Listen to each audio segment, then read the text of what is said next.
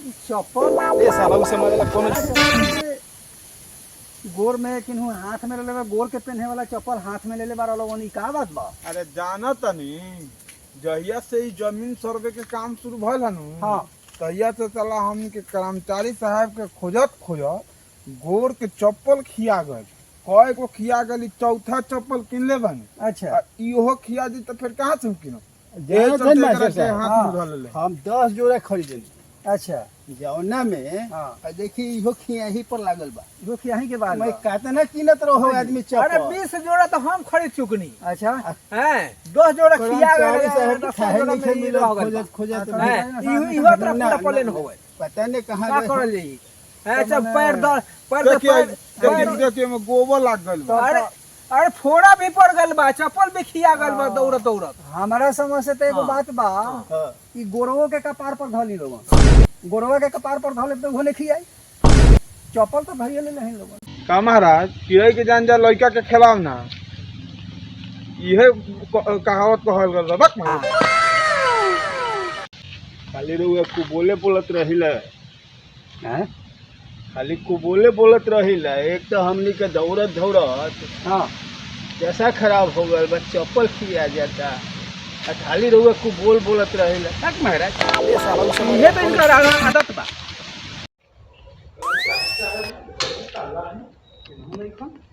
घरों में ताला मारा तो कर्मचारी साहब नहीं को तोरा भेटलन हो। कर्मचारी साहब हम पीछे देखे गए निहा तो नैखन लेना हूँ। हाँ। पता नहीं केने गए हम हाँ घरों में ताला मारू अरे 10 दिन से चारों तरफ घूम के औदे देख के औदे कहीं नजरे ना आए, उधर कर्मचारी साहब पता नहीं कहाँ चल गए बड़ा।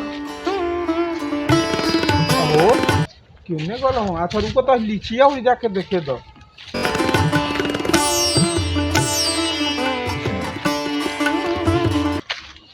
ये साला उसे मारेला कोनो दादा ये हौन कर्मचारी साहब है ना हो लोग हो।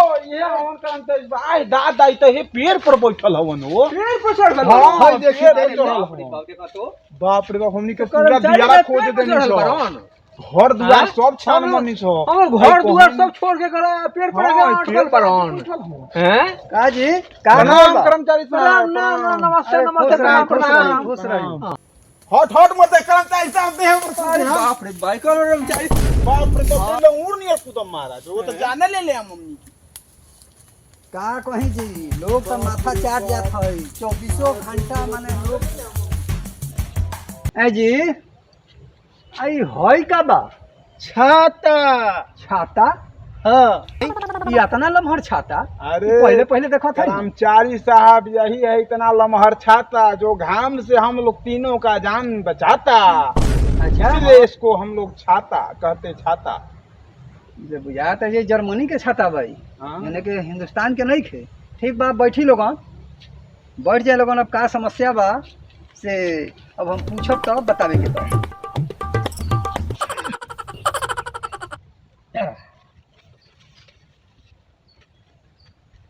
तब अपन समस्या बताई जे अब यहाँ आयल हैं लोगन तो कौना कौना प्रॉब्लम से आयल हैं, का प्रॉब्लम बा ये अपन अपन प्रॉब्लम बताई। कर्मचारी साहब हाँ हई हमर बा रउआ वंशावली अच्छा अच्छा। और हमर प्रॉब्लम बा हम्म, कि खतिहान निकालने में बड़ा दिक्कत होता।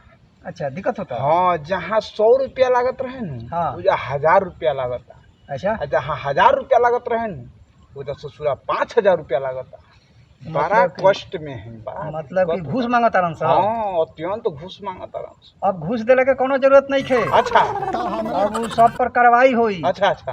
एमे लूट तंत्र जे लागल बा हाँ, न, हाँ, हाँ। ई बहुत जना के नौकरी जाइए। अरे बाप रे बाप तो ठीक। पैसा 1 रुपया नहीं के देवे के। अच्छा कौनो ऐसा अगर जो मामला ऐसा आवता केहू पैसा मांगता हाँ। तो ओकरा के वीडियो करके हाँ। हमारा पास भेज देवे। अरे बाप रे बाप तो सबसे उत्तम काम। सबसे उत्तम होगा। अच्छा ये काम करे के बाद जी जी अच्छा अपन कागजवा सब दी हम तनी देख ली ली। ली ली।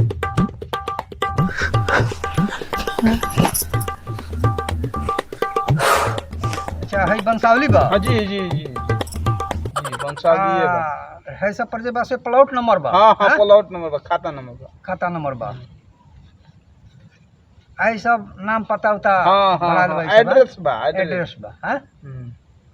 ठीक बा, जी ई जमा हो जाई, जी। ऐसे कोई घबराए के बात नहीं है। अच्छा अच्छा ठीक। हाँ तो अपन समस्या बतावल जाए। हमार समस्या बहुत गंभीर बा। अच्छा कोर्ट में 4 दिन 5 दिन से दौड़त तनी, अच्छा हमर काम सधते नहीं है, बहुत लम्बा लम्बा लाइन लगता, हाँ 4 गो लाइन लगता।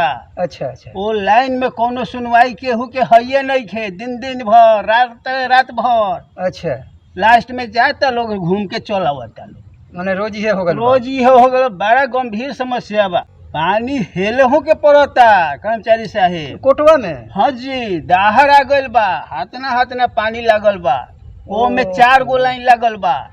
तैला घबराए के बात नहीं खे। अगर जो कोर्ट में नहीं खे मिलत तो ओहू से घबराए के बात नहीं खे। अच्छा ओकर उपाय बा हमरा पास। हाँ हमरा पास जे बा नु, हाँ ई सब जे बा से रिकॉर्ड बा, ई सब ओ ई सब पूरा हिंदुस्तान के रिकॉर्ड बा। हाँ ते ई जे बा से बिहार के बा है, ई हम्म पूरा ई देखत है नु है कौन लाइन में बा। हम्म तो ये सब में कौना कौना प्रखंड के बा, ई कौना कौना एथी के बा, हाँ। ई सब जे बा हाँ। 1 line 2 line 3 line 4 line 5 line 6 line 7 line, हाँ ये सब लाइन बाई लाइन बा। तो ओला भगदड़ नहीं खे करे के, अच्छा ने काम हुई कोई बात नहीं खे, यहाँ खोज आ जाई। ठीक बा ठीक। अभी 3 महीना और टाइम दियाल है, अच्छा अच्छा तो में बहुत अच्छा।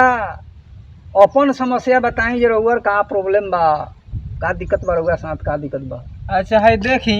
हाँ अरे हमरा तो इतना प्रॉब्लम बा कि पानी हेल के जाता नहीं, काम होत नहीं के फिर घरे चला होता। अच्छा अच्छा बहुत समस्या ही हमरा अच्छा, रउआ साथ ही समस्या बा। हाँ हाँ? बहुत समस्या हो गल। अच्छा ठीक बाटे, देख लेते हैं।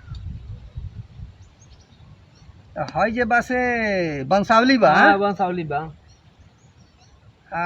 हई जे बा ई सब खाता खेसरा प्लॉट में भरल बा। उहे है। हई सब बा जे आधार उधार एड्रेस उड्रेस ई हाँ सब जे ये बा, सब एड्रेस पता ठिकाना बा। सब बढ़िया बा, हाँ कोनो बात नहीं खे। अच्छा जौन दिक्कत होई हाँ फिर हमरा से आके कहे के होई। अच्छा कोनो घबराए के बात नहीं खे, हाँ एमे सबके समाधान हो जाई। अच्छा एगो और समस्या बा। हाँ बोलल जाए। समस्या ये बा कर्मचारी साहेब हाँ कि लोग कहता कि ई बंद सर्वे बंद हो जाई। अच्छा अच्छा। ई बताई कि बढ़िया काम बा कि खराब काम बा। अरे ई तो सरकार जे लेके चलल बा योजना, ई बहुत ही सुंदर योजना बा। एमे विपक्ष लोग चाहे कुछ लोग अफवाह फैलावत रह, तो अफवाह या तो उहे फैलावत आदमी जे दूसरा के हड़प ले बा, जे बंद हो जाए, भगदड़ काटा काटी हो जाए। लेकिन ऐसा कोनो बात नहीं। ई जौन पास हो गल बा, ई होई या शांति ढंग से होई, एमे कोई के कोई चीज छिनाई नहीं। हाँ जो दूसरा के दखल कैले बा ओकरा तो परेशानी होई। और कोई प्रॉब्लम आप केहू के पास नहीं खेनु? एगो और समस्या बा कर्मचारी साहेब। हाँ बोली बोली। है जे सर्वे में जे भाई बहिन वाला बात बा, हाँ हाँ हाँ ई एगो समस्या कनु घड़ी बा। देखी उहो समस्या नहीं थे, माने बहिन के नाम दियाता ओमे। अच्छा तो कुछ लोग के भय बाई जे बहिन आके दखल कर ली चाहे ये सब कर ली, लेकिन ऐसा बात नहीं थे। ओकरा के समझावल जाए वो तरीका से। हाँ ये बात जे बहिन बा तो आई जाई, ओकरा के थोड़ा स्वागत करे के पड़ी। वही ला जे बा ये सब नाम में दियाता जे अब ओकरा के अब भाई बा तो कहीं ओकरा के निरादर मत करे। तो और कोनो प्रॉब्लम ऐसे नहीं के, उ जे भी समस्या आई ओकर हल निकल जाए। हाँ। और कोनो बात नहीं के। हाँ हाँ और कोई प्रॉब्लम केहू के पास नहीं खेनु? ना तब ठीक बात है कर्मचारी साहब, प्रणाम। जय।